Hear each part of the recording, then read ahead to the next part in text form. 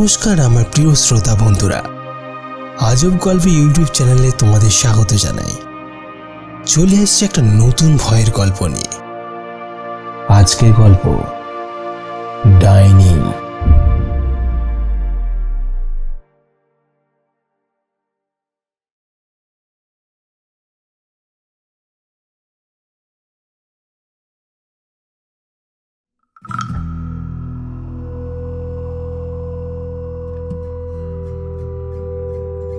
একটা ছোট্ট গ্রাম, নাম তার পঞ্চগাঁও। এই গ্রামে অনেকদিন ধরে একটা কাহিনী প্রচলিত ছিল।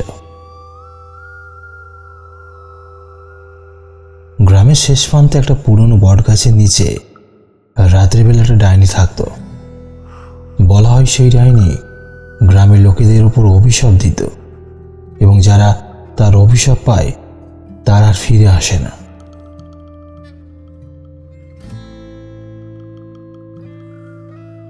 একদিন গ্রামের একটা যুবক রবি এই গল্প শুনে হেসে উড়িয়ে দিয়েছিল।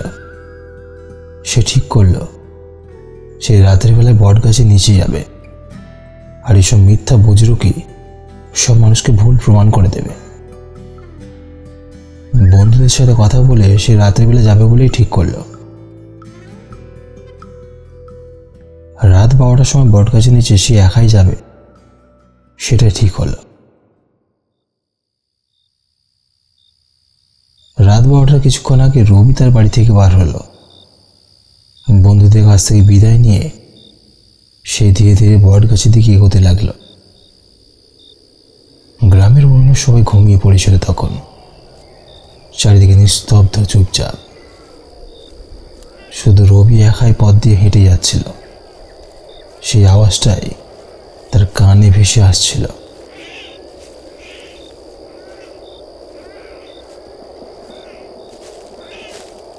বট গাছের কাছে পৌঁছানোর পর রবি হঠাৎ দেখতে পেল গাছের নিচে একটা মাটির প্রদীপ জ্বলছে, কিন্তু বাতাসের কারণে প্রদীপের আলোটা যেন টিমটিম করে জ্বলছে।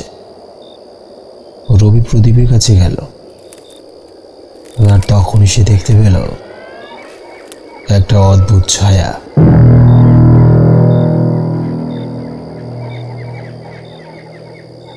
গাছের নিচে কুয়াশার মতো মোটা আকার নিচ্ছে। একটু একটু করে সেই ছায়াটি একটা রূপ নিতে শুরু করলো এবং ধীরে ধীরে বয়স্ক নারীর আকার ধারণ করলো। তার চোখ দুটো যেন আগুনে গোলার মতো জ্বলছে। রবি হতবাক হয়ে উঠে দাঁড়ালো। সে কিছুই বলতে পারছে না তখন। ডাইনি সামনে এসে দাঁড়ালো। তার ঠোঁটে এক অদ্ভুত হাসি। তুই কি ভাবলি তুই আমাকে হারাতে পারবি? তুই এই অভিশপ্ত গাছের তলায় এসেছিস, এবার তোর মুক্তি নেই। ডাইনি কণ্ঠস্বর ছিল শীতল, কিন্তু তাতে ছিল যেন এক প্রকার শয়তানি। রবি ভয়ে পিছিয়ে যাওয়ার চেষ্টা করলো, কিন্তু তার পা যেন জমে গেছে। ডাইনি ধীরে ধীরে রবির দিকে এগিয়ে আসতে লাগলো।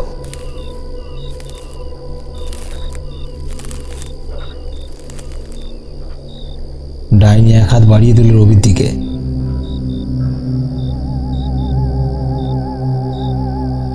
ডাইনি এক হাত বাড়াতে রবি দেখতে পেল তার হাতের নখগুলো কেমন কালো কুচকুচে।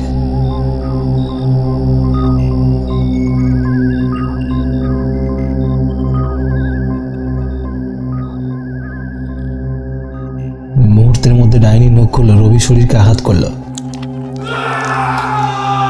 তার কিছু বোঝার আগে সবকিছু শেষ হয়ে গেল।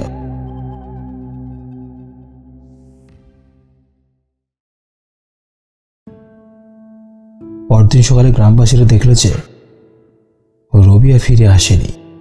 বট গাছের নিচে শুধু পড়ে আছে ছেঁড়া চাদরটা। সেদিন থেকে কেউ সাহস করে আর এই বট গাছের নিচে যায়নি। গ্রামের লোকেরা তখন থেকে ডাইনির ভয়ে সন্ধ্যাবেলা আর কেউ বার হয়নি। কথায় বলে যেখানে অভিশাপ সেখানে কোনো মুক্তি নেই। পঞ্চগড়ের সেই বটগাছ আর ডাইনির কথা চিরকাল সবার মনে রয়ে গেছে, যাকে কেউ আর কখনো ভুলতে পারেনি।